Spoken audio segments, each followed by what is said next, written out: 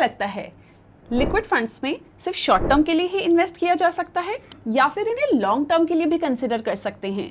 Well, confuse मत होइए। पहले ये बताइए कि अगर आपको ऑफिस से 5 लाख रुपए का बोनस मिले तो आप क्या करेंगे? हाँ, आई नो नहीं मिलता है इतना बोनस, लेकिन मान लीजिए, सपने देखने में कौन सी बुराई है। आपको ये अमाउंट 6 महीने के बाद चाहिए क्योंकि आपको घर खरीदना है और आपको ये अमाउंट डाउन पेमेंट में यूज करना है। और ऐसी सिचुएशन में लिक्विड फंड्स एक सूटेबल ऑप्शन हो सकता है। लेकिन आगे बढ़ने से पहले ये जान लेते हैं कि लिक्विड फंड क्या होता है और ये आपको शॉर्ट टर्म गोल्स अचीव करने के लिए कैसे मदद करता है। अगर आपके भी यही क्वेश्चंस है तो ये वीडियो आपके लिए है। अगले 5 मिनट्स में हम सब कुछ समझेंगे लिक्विड फंड्स के बारे में। तो देर किस बात की है, चलिए स्टार्ट करते हैं with what are liquid funds.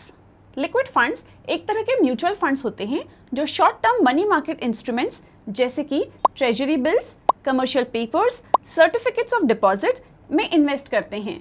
ये फंड्स उन इन्वेस्टर्स के लिए होते हैं जो अपने पैसों को शॉर्ट टर्म के लिए पार्क करना चाहते हैं बिना लिक्विडिटी कॉम्प्रोमाइज किए। आगे बढ़ने से पहले थोड़ा मनी मार्केट इंस्ट्रूमेंट्स को समझ लेते हैं ताकि आपको ये समझ जाए कि पैसा जा कहाँ रहा है।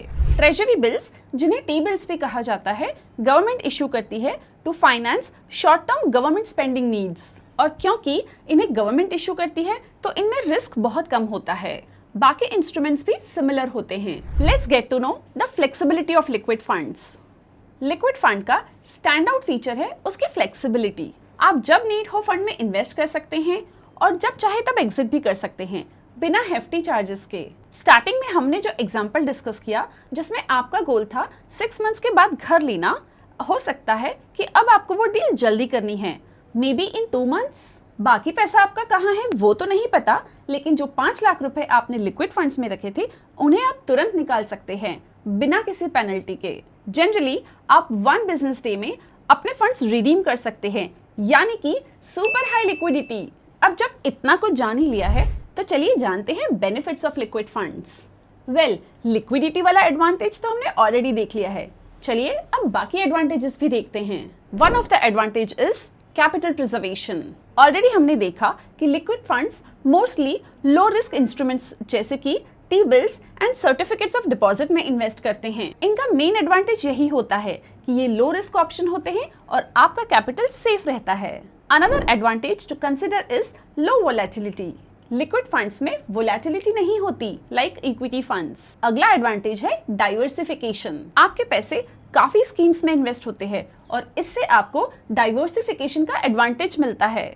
लिक्विड फंड्स के बारे में इतना सब जानने के बाद क्या आप भी यही सोच रहे हैं कि who should invest in liquid funds? एक सिनेरियो तो हमने ऑलरेडी देख लिया, चलिए कुछ और सिनेरियोस देखते हैं जिसमें आप लिक्विड फंड्स में इन्वेस्ट कर सकते हैं। One of the scenarios can be short term parking.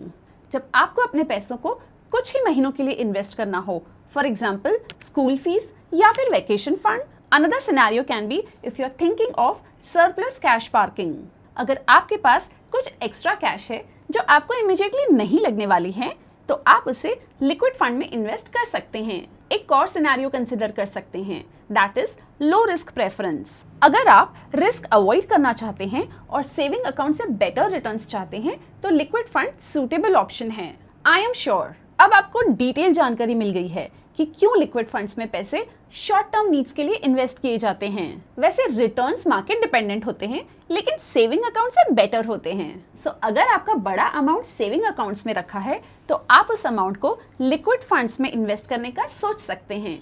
Mutual fund निवेश बाजार के जोखिमों के अधीन है। योजना से संबंधित सभी दस्तावेजों को ध्यान से पढ़ें। Mutual fund investments are subject to market risk. Read all scheme related documents carefully.